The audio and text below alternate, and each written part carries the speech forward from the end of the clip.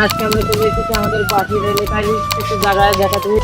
বাংলাদেশ ইন্ডিয়ার বর্ডার, আরো আছে দ্বীপ, আরো আছে বাউর, আরো আছে অনেক কিছু, অনেক পুরনো মঠ বাড়ি টাড়ি সব মিলিয়ে অনেক কিছু আছে। চলো দেখা যাক। উঠে পড়ো।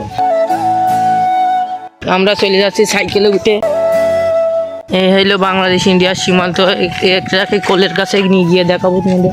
দেখুন এই জায়গাটা কত সুন্দর দেখতে, কত মনোরম পরিবেশ। এই তাল গাছটি দেখতে আরো সুন্দর লাগে। এই পাশে বাওর, সেই বাওরটি দেখুন কত সুন্দর দেখা যাচ্ছে। এই পাশে পাট করেছে বলে অনেক সুন্দর দেখা যাচ্ছে। এখান থেকে মেঘগুলো দেখলাম, অনেক সুন্দর দেখা যাচ্ছে বলে ভিডিওটা করে রাখলাম। আমরা আসলাম এবার 2000 সালের বন্যার পরে বানানো এই সেতু দেখতে। দেখুন কত সুন্দর। এ পাশের যে মেন সেতু করেছিল সেটা ভেঙে গিয়েছে বলে এখন মানুষ যাতায়াতের জন্য বিজিবিরা এই বাসের সিকিউরিটি করে দিয়েছে। দেখুন ভাইয়া অনেক ভয় পাই বলে আস্তে আস্তে যাচ্ছে। আমি ভিডিওটা ফাস্ট করে দিয়েছি, তাও কত আস্তে যাচ্ছিল। এই পাশে এসে বললো আমি কোনোদিন আসিনি, আজ প্রথম এসেছি, চলো দেখে আসি। পরে আমরা হাঁটতে হাঁটতে যাচ্ছিলাম। যাওয়ার পরে দেখুন এই পাশে কত সুন্দর দেখা যাচ্ছে বলে ভিডিওটা করে রেখেছি।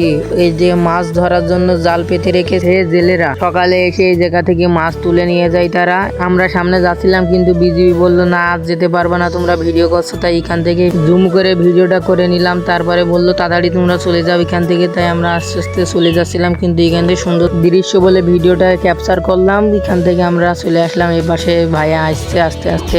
এই জায়গাটিতে কৃষকরা বসে থাকার জন্য সবাই মিলে এই জায়গাটি বানাইছে। দেখুন কত সুন্দর হয়েছে এই জায়গাটি। বাসতলার মাঝে নিরিবিলি পরিবেশ। আমাদের মূল উদ্দেশ্য এবার রাজার বাড়ি দেখার। এবার আমরা সোজা চলে যাবো এমনি রাস্তা দিয়ে। রাজার বাড়িটি অবাইবাস নামক গ্রামে অবস্থিত। এই টংটি দেখতে পাচ্ছেন, এই টংটি বানানোর মূল উদ্দেশ্য এই বাওরটি চকি দেওয়ার জন্য।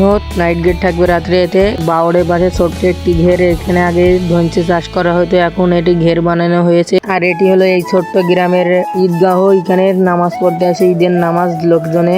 এখান থেকে আমি চলে আসলাম এই দোকান। এখানে আমার জানা মতে এই গ্রামের দুটি দোকান আছে। এই ছোট্ট গ্রামে একটি মহল্লা, সেটা হলো এই মসজিদের। এই মসজিদে এই গ্রামটার সব লোকজন এখানেই নামাজ পড়ে। এখান থেকে কিছু দূর গেলেই মঠ বাড়ি। তো চলো যাওয়া যাক। এটি হলো মঠ বাড়ি যাওয়ার একমাত্র রাস্তা।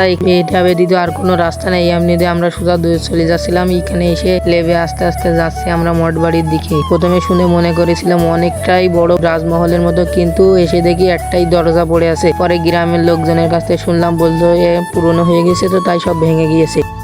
আর এটি হলো এই পেছনের এই বাওরটা দেখুন অনেক সুন্দর দেখতে। এখান থেকে চলে আসলাম আমরা একদম শেষ প্রান্তে। এসে আমি ভাইয়ের বললাম চলো ভয়েস দিয়ে আসি, যাও তোমরা, বাই বাই।